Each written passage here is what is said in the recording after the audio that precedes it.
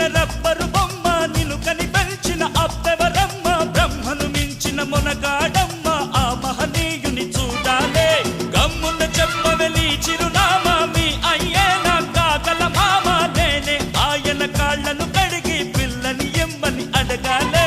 కొంపలు ముంచకే వంపుల పాప అమ్మమ్మో కళ్ళను చూస్తే కాళ్ళే వణికి కాళ్ళను చూస్తే కళ్ళే తిరిగి ఏమైపోతామో మత్తును రేపే మహారాణి కొత్తగా ఉందే నీ బాణి